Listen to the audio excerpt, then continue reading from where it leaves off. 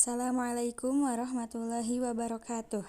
Nama saya Azmi Najwa Azalia Zahran dari kelas 1D Tasawuf Psikoterapi UIN Sunan Gunung Jati Bandung. Di sini saya akan menjelaskan tentang tanda baca. Menurut KBBI, tanda baca adalah tanda yang digunakan dalam sistem ejaan. Biasanya dilambangkan dengan simbol yang berbeda. Selain itu, untuk menunjukkan kata-kata dan struktur pada suatu tulisan, tanda baca juga berfungsi sebagai tanda jeda dan mengatur intonasi saat kita membaca. Nah, tanda baca juga terdapat beberapa jenis. Yang pertama ada tanda titik. Tanda titik mempunyai 4 fungsi, yaitu yang pertama, mengakhiri sebuah kalimat yang bukan pertanyaan atau seruan. Contohnya, ayahku tinggal di Dubai, titik. Yang kedua, dipakai di belakang angka atau huruf dalam sambungan, ikhtisar atau daftar. Contohnya, 1 titik pendahuluan, A titik latar belakang, B titik rumusan masalah. Yang ketiga, dipakai untuk memisahkan angka jam, menit, detik yang menunjukkan waktu dan jangka waktu.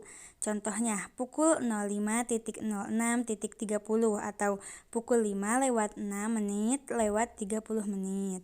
Yang keempat, dipakai untuk memisahkan bilangan ribuan atau kelipatannya yang menunjukkan jumlah. Contohnya, penduduk kota itu lebih dari 9.000 penduduk. Selanjutnya ada tanda koma.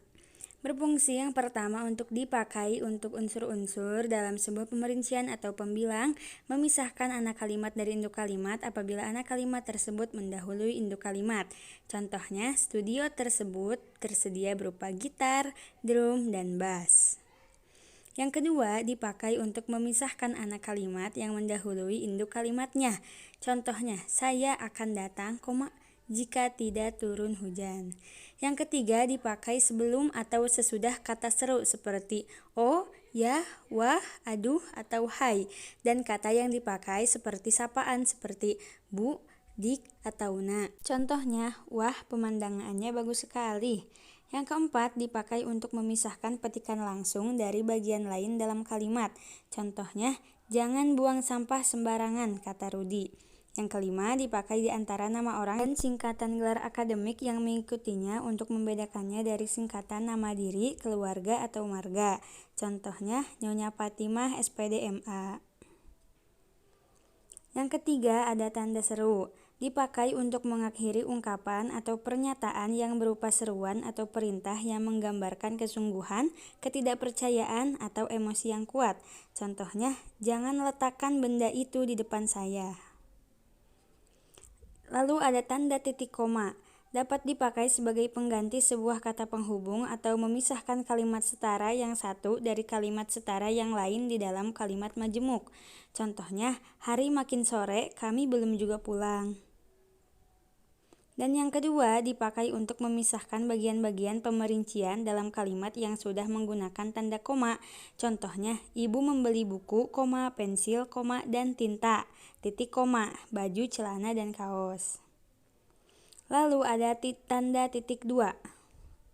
Yang pertama, berfungsi dipakai pada akhir suatu pernyataan lengkap yang diikuti pemerincian atau penjelasan. Contohnya, Fakultas Ekonomi UPN Jogja memiliki 3 jurusan, titik 2, akuntansi, manajemen, dan ilmu ekonomi. Yang kedua, dipakai sesudah kata atau ungkapan yang memerlukan perincian. Contohnya, Ketua, titik 2, Ahmad Syaiful, Sekretaris, titik 2, Siti Fatimah. Yang ketiga, dipakai dalam naskah drama sesuai kata yang menunjukkan pelaku dalam percakapan. Contohnya, Rina, kapan kamu akan pergi ke Bandung? Lalu ada tanda hubung. Dipakai untuk menyambung tanggal, bulan, dan tahun yang dinyatakan dengan angka atau menyambung huruf yang dieja satu-satu. Contohnya, 19, tanda hubung 02, tanda hubung 2004, atau B, strip U, strip K, strip U. Yang kedua, dipakai untuk merangkai unsur bahasa Indonesia dengan unsur bahasa daerah atau bahasa asing. Contohnya di packing. Yang ketiga, dipakai untuk menyambung unsur kata ulang. Contohnya, anak-anak kelaparan di negara Afrika akibat globalisasi. Lalu ada tanda elipsis, dipakai untuk menunjukkan bahwa dalam suatu kalimat atau kutipan ada bagian yang dihilangkan. Contohnya, titik-titik, lain lubuk, lain ikannya. Lalu dipakai untuk menulis ujaran yang tidak selesai dalam dialog. Contohnya, plak, alhamdulillah, titik-titik. Kuda itu berjalan dengan cepat sampai-sampai orang itu tidak bisa mengendalikannya.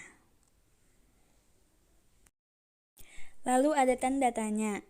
Yang pertama dipakai untuk di akhir kalimat tanya, contohnya siapa Presiden Indonesia saat ini. Yang kedua dipakai dan diletakkan di dalam tanda kurung menyatakan bahwa kalimat yang dimaksud disangsikan atau kurang dapat dibuktikan kebenarannya. Contoh, di Indonesia terdapat 740 bahasa daerah. Lalu ada tanda kurung dipakai untuk mengapit tambahan keterangan atau penjelasan.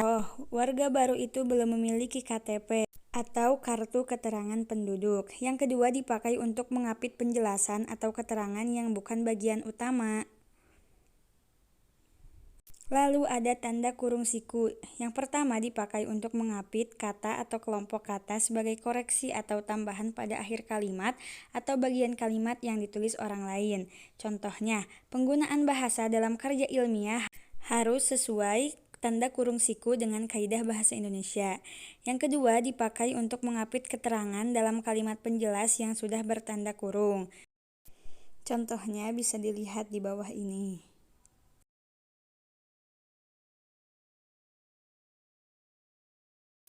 Lalu ada tanda petik. Pertama dipakai untuk mengapit petikan langsung yang berasal dari pembicaraan, naskah, atau bahan tertulis lain. Contoh, tutup jendela sekarang, perintah ayah. Yang kedua dipakai untuk mengapit judul syair, karangan, bab buku apabila dipakai dalam kalimat.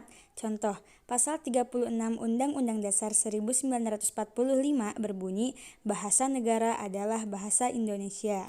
Yang ketiga dipakai untuk mengapit istilah kalimat yang kurang dikenal atau mempunyai arti khusus. Contoh, dilarang memberikan tanda petik amplop kepada petugas. Lalu ada tanda petik tunggal. Dipakai untuk mengapit petikan yang tersusun di dalam petikan lain. Contoh, dia bilang padaku, tanda petik tunggal, jangan kau ganggu dia. Seketika itu aku ingin mengingatkannya kembali, ujar Andi.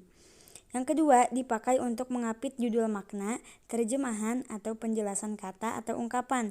Contoh, noken, tas khas Papua. Lalu ada tanda miring.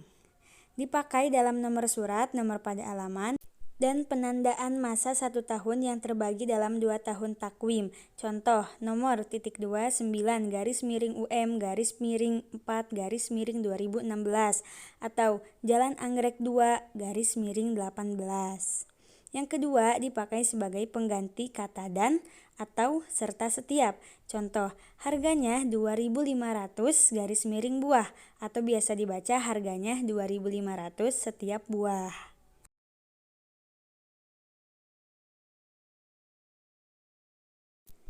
Lalu ada tanda penyingkat atau apostrof.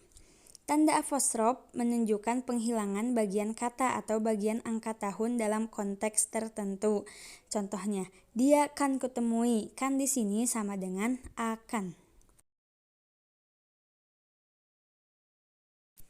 Lalu ada tanda pisah. Yang pertama dipakai untuk membatasi penyiapan kata atau kalimat yang memberikan penjelasan di luar bangun kalimat. Contohnya, kemerdekaan bangsa itu saya yakin akan tercapai diperjuangkan oleh bangsa itu sendiri. Yang kedua dipakai untuk menegaskan adanya keterangan aposisi atau keterangan lain. Contohnya, rangkaian temuan ini yaitu evolusi, teori kenisbian, dan kini juga pembelahan atom telah mengubah persepsi kita tentang alam semesta. Dan yang ketiga dipakai di antara dua bilangan, tanggal, atau tempat yang berarti sampai ke atau sampai dengan. Contohnya, Jakarta sampai ke Bandung.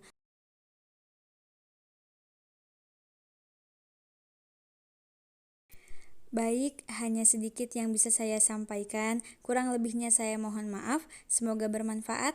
Billahi taufiq wal hidayah. Wassalamualaikum warahmatullahi wabarakatuh.